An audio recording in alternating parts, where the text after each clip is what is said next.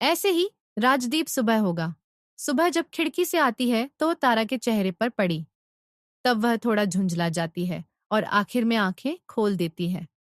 आंखें मसलते हुए वह जैसे ही उठकर बैठती है और आसपास की जगह को देखते हैं तो उसे बहुत अजीब सी जगह आ गई। ऐसा लगता है वह थोड़ा शॉक में है। फिर धीरे धीरे उसका ब्रेन काम करना शुरू करता है और उसे याद आता है कि इस वक्त वह देव के विला में है। कल उसकी कॉन्ट्रैक्ट मैरिज हुई है और वह इस वक्त उसके साथ उसकी नकली बीवी बनकर उसके घर में है। यह याद आते ही वह अपना सर हाथों में छुपाकर कहती है, कहाँ से सपना होता। वह वॉशरूम चली जाती है। ब्रश करके थोड़ा फ्रेश होकर वह बाहर आती है। इस वक्त उसके चेहरे पर परेशानी साफ देखी जा सकती थी। वह कमरे में यहाँ फंदा वहां चक्कर काट रही थी, नाखून चबा रही थी, कभी अपने बालों को पकड़ रही थी। उसे समझ ही नहीं आ रहा था कि वह क्या करे। एक तो उसके पास चेंज करने के लिए कुछ कपड़े नहीं है। पहले क्या, 2 कल से उसने यही कपड़े पहने हैं। अब क्या करें? फिलहाल इसी कपड़े में नीचे जाती हूँ और अपने घर जाकर अपना सारा सामान ले आती हूँ। इतना सोचकर वह दरवाजे की तरफ बढ़ने वाली थी। तभी दरवाजे पर किसी ने बाहर से दस्तक दी। यह देखकर वह थोड़ी शॉक होती है, पर आगे बढ़कर जैसे ही दरवाजा खुलता है, सामने एक सर्वेंट खड़ा होता है। उसे देखकर आराध्या रह जाती है। कह दीजिए, कुछ काम था, जिस पर वह सर्वेंट उसे ग्रेट करते हुए बड़े ही पोलाइट तरीके से कहते हैं, नहीं, मैं बस ने ये कुछ सामान भेजा था आपके लिए, वही देने आया हूँ। इतना कहकर एक तरफ खड़ा हो जाता है और उसके पीछे लगभग 9-10 सर्वेंट हाथ में बड़ी बड़ी बैग्स लिए खड़े थे। यह देखकर तारा शॉक हो जाती है। तो हम अंदर रह सकते हैं? वह सर्वेंट सारा सामान लाकर उसके कमरे में रखते थे और वापस उसे ग्रेट करके सब कमरे से बाहर चले जाते हैं। वही सर, यह रानी से देख रही थी, कभी सर्वेंट को, कभी बैग को, कभी दरवाजे को।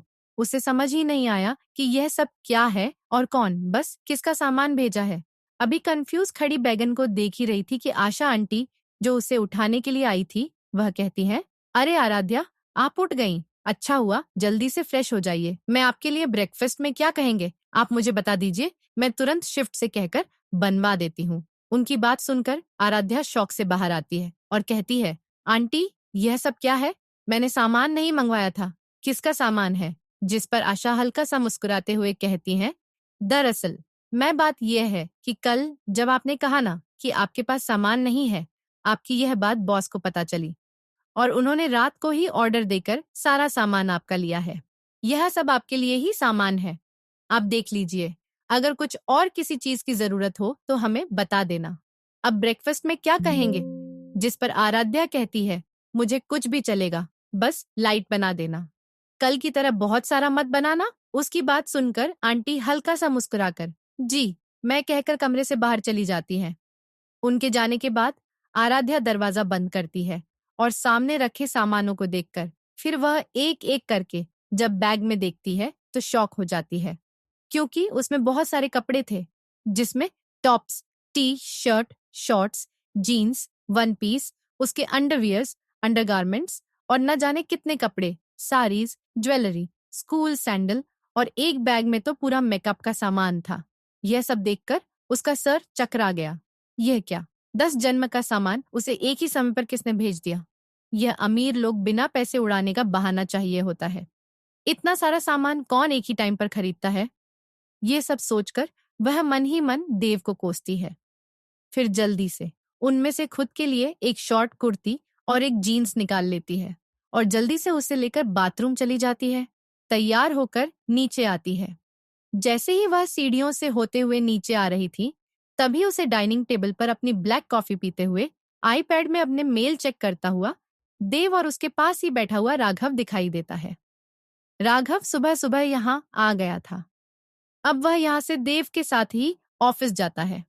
वही कदमों की आवाज सुनकर वह पीछे मुड़कर देखते हैं तो उन्हें नीचे आते हुए आराध्या दिखाई देती है। आराध्या इस वक्त बहुत ज्यादा सुंदर लग रही थी। उसने इस वक्त एक ब्लैक कलर की कुर्ती, एक जीन्स, बालों को खुला छोड़ा हुआ था, कानों में छोटे छोटे ईयररिंग्स और पैरों में सैंडल पहने हुए बिना मेकअप के नीचे आ रही थी। नहाने की वजह से उसका चेहरा भी हल्का लाल था, जिससे वह काफी क्यूट दिख रही थी। वह नीचे आती है। उसे देखकर राघव अपनी जगह से खड़ा होते हुए तुरंत उसे ग्रेट करते हुए गुड मॉर्निंग कहता है। तो आराध्या उसे यह सब न करने का कहकर उसे भी गुड मॉर्निंग विश करती है। फिर कभी आशा आंटी किचन से ब्रेकफास्ट लेकर वहां पर एंटर करती हैं।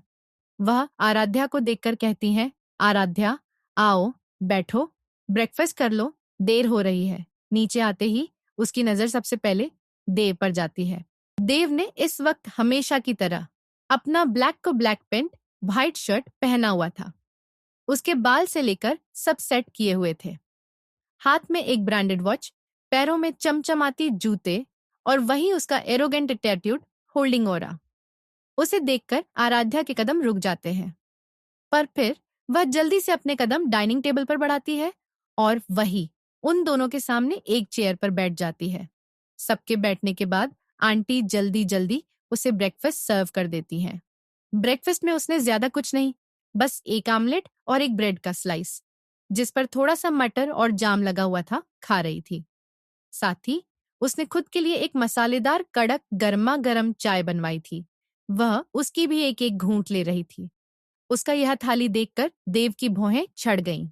वह कहता है, सुबह सुबह इतना अनहेल्दी कौन खाता है और ऐसा ब्रेकफास्ट कौन करता है? इसमें कितना ऑनायल, बटर और शुगर है। उसकी बातें और ऐसी खाने की बुराई करते हुए आराध्या का मुंह बन जाता है और वह कहती है, क्या कहने का मतलब है? मैं क्या खा रही हूँ? नॉर्मल इंसान ऐसा खाना खाते हैं। बस आपके जैसे कुछ कड़वे लोग भी सुबह सुबह कड़वी चीज खाते हैं। हमसे नहीं होता, इसलिए मेरे खाने को नजर मत लगाओ। खाना है तो खुद के लिए दूसरा मंगवा लो, मेरा पेट मत दुखाओ। वही उसकी बातें सुनकर देव अपनी आईब्रो पर करते हुए कहता है, ऐसा गंदा खाना खाना भी किसका है? कौन देख रहा था? मैंने देखा है। और कहता है, चलो चलते हैं। उसकी बात सुनकर देव खड़ा हो जाता है।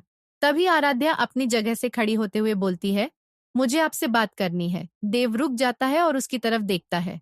तो आराध्या कहती है, मैं हॉस्पिटल जा रही हूँ, अपने भाई के पास। फिर वह राघव की तरफ देखकर कहती है, मैंने सोचा है मैं आदि को हमारी शादी के बारे में बता दूं, क्योंकि मैं उसे और झूठ नहीं बोल सकती। इसलिए मैंने सोचा उसे सच बता दूं। उसकी बात सुनकर देव के चेहरे पर बहुत खतरनाक एक्सप्रेशन आ जाते हैं। वह उसकी तरफ कदम बढ़ाते हुए उसके करीब आता है। उसे अपने करीब आता देख आराध्या कदम पीछे लेने को होती है। तभी अचानक देव उसके कमर में हाथ डालकर उसे अपनी तरफ खींचता है। इस वक्त वह दोनों काफी करीब थे। ऐसे खींचने की वजह से आराध्या का चेहरा उसके सीने से टकराता है और उसकी नाक लाल हो जाती है और आंखों में हल्की नमी आ जाती है। पर इन सब को इग्नोर करते हुए देव उसकी आंखों में देखते हुए कहता है, डोंट यू डेयर ऐसे करने के बारे में सोचना भी मत। कॉन्ट्रैक्ट की हर एक रूल को अच्छे से याद करो।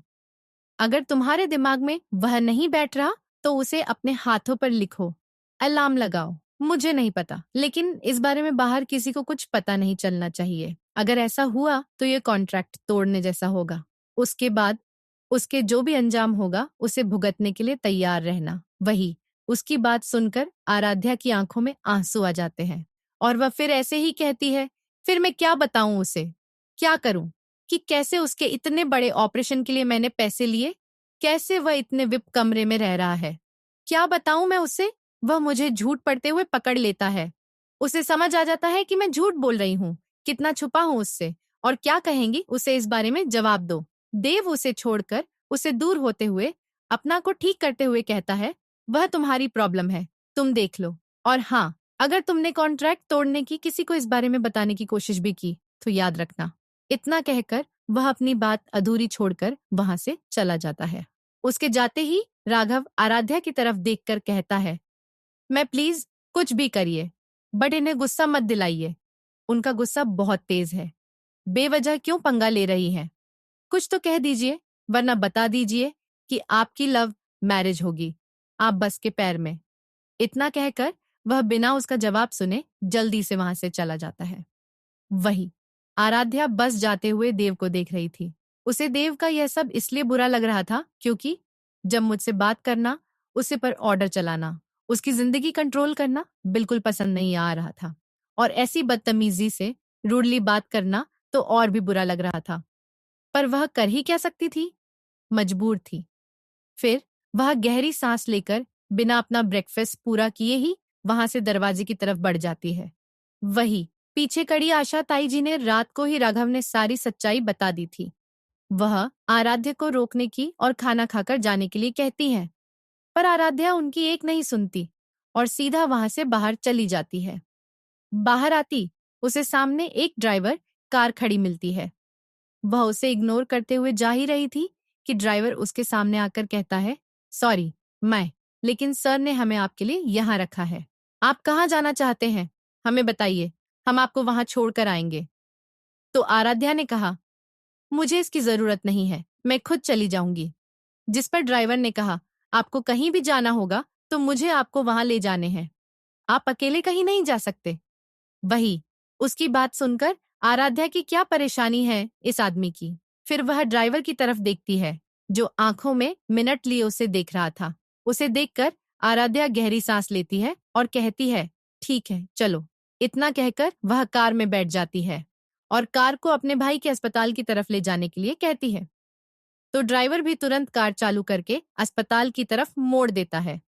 वहीं उसके पीछे पीछे एक और कार आ रही थी जो थोड़ी दूरी से उसके साथ चल रही थी।